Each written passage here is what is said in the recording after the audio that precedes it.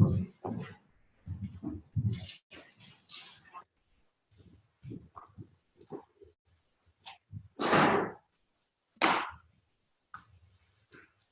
I'm William, and we were interested in trying to predict genomic transcriptional activity based on the activity of some of the closest, we'll define closest in terms of not actual distance, but these closest enhancers to the gene, and try to understand if we can predict transcriptional activity based on the activity of the enhancers. So why do we want to do this? Well, there's a lot of research going into predicting gene enhancer interactions and trying to understand whether or not these gene interaction pairs are happening. But not a lot of work has been done, or more work can be done to understand the actual predictive measure of each enhancer to these genes and their effect size. And so we're interested in trying to develop a computational method to predict actual values from the from certain features in enhancers that are inherent and are kind of separated from the idea that other experiments have already predicted these to be interacting.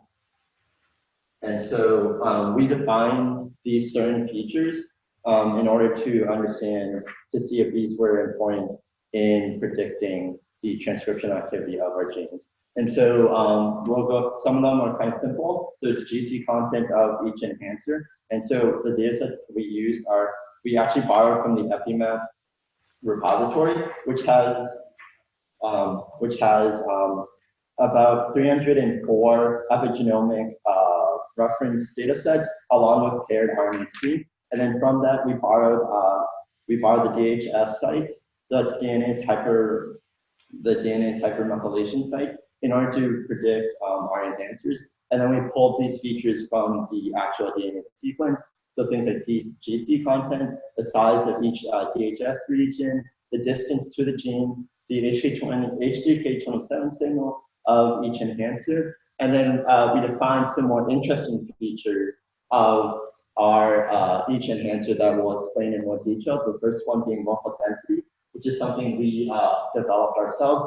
And then activity by contact, which is something that was recently published by Focal et al. In order to determine which of the enhancers are most interacting with certain genes.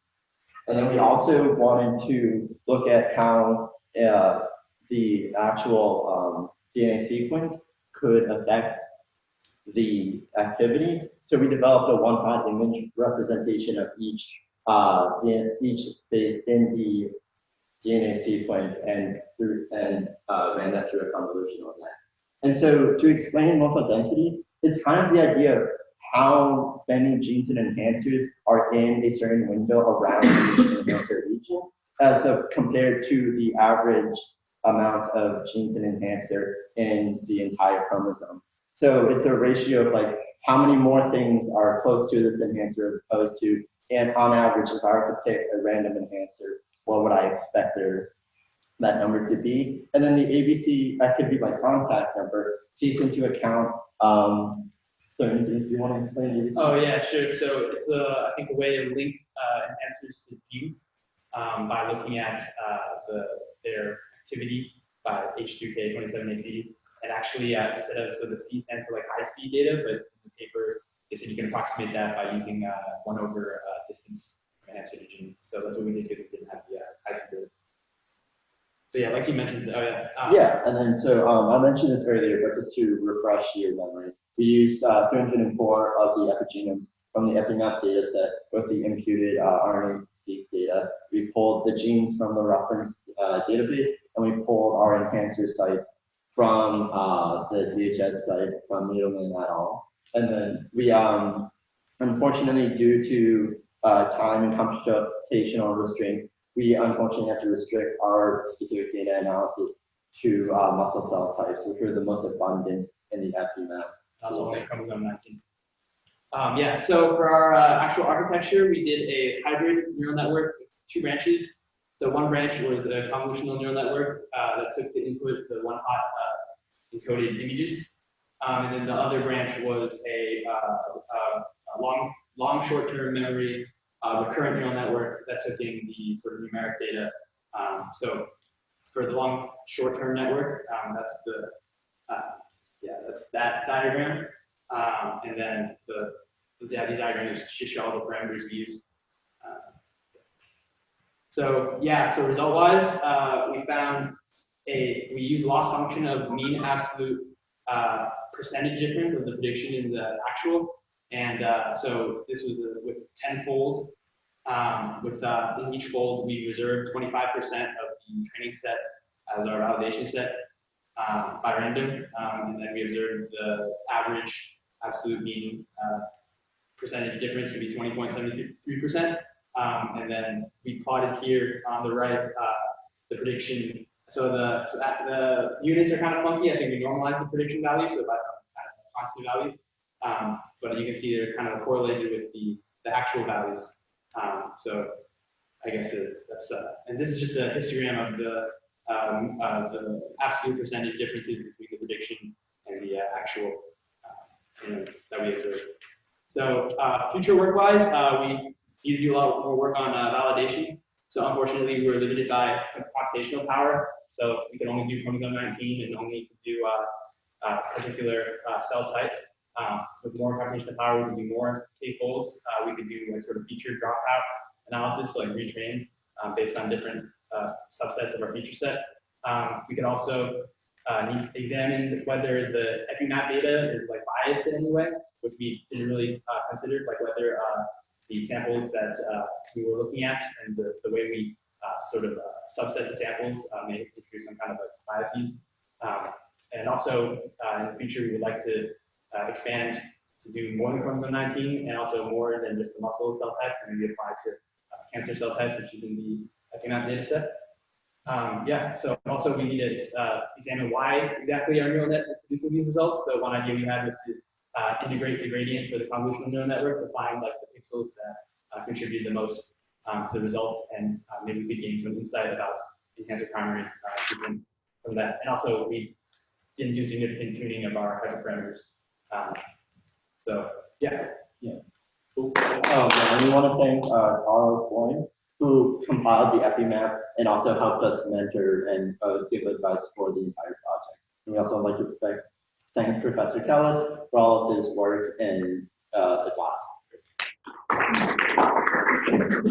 So great work. I have a few comments. So basically, the one-hot image of the primary sequence, you could also have used a one-hot encoding of the motif matches in that sequence, so that it doesn't have to learn the motif from that.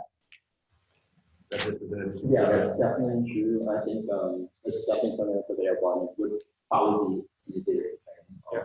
The second comment is you divide by the length of the chromosome. I know that you only use chromosome 19, so it doesn't make a difference here, but some chromosomes are denser than others. So I would look at just overall density, like absolute density rather than relative density. Okay, you'll end up analyzing. Yeah, sure. We weren't sure if that was something we should average out, but I guess relative density is good. No, or absolute. Yeah. Basically, I think that relative, I'm surprised that there were only 304 repeated data sets to be expressed. The whole point was that everything would, but currency did not include expression. Basically, this was. No, it was actually experimentally observed RNC data. So one thing that we could do to help Carlos is maybe impute the other 500 remaining RNC data sets. Okay. Any other questions from the group? And then can you go back to the last slide there? So what does that mean in terms of percent difference? I mean, basically, that means that you're pretty close. And how do other methods perform? Basically, I'd love to sort of see how your method versus other methods do in that. I mean, yeah, great. Being within 20% sounds awesome. But is it just baseline? Is it easy to get 20%? Good question. We weren't really sure whether they were existing. Yeah, that'd be a good idea to go implement the existing methods on the data set. I think the problem is that none of them not implemented, but ran. Yes. Yeah. Okay, sounds great. Perfect. Thank you. Very good question. So why jump to the LSTM and the convolutional neural net? Did you attempt to use like a random forest Yeah, so actually, oh yeah, you can. I mean, we can talk about this. We wanted to see if a more simple model would work. So one of the things we did was linear regression analysis, which is kind of tricky because we all understand that gene expression is caused by many different features. But we tried to do like see if a linear model of the features that we encoded and predicted could work, and we found that that performed perfectly as we were expecting. Yeah, we also tried just a normal multilayer perceptron, and it didn't perform very well. So we think there's a paper that actually used the current neural network with long short-term memory on a different assay, like some kind of nanopore sequencing of this in our report, but we were inspired by that to use the long short-term memory. But showing those here would be great. Oh. And you can say, hey, no, that's better. Yeah. Yeah. With the next slide. All right, thanks again.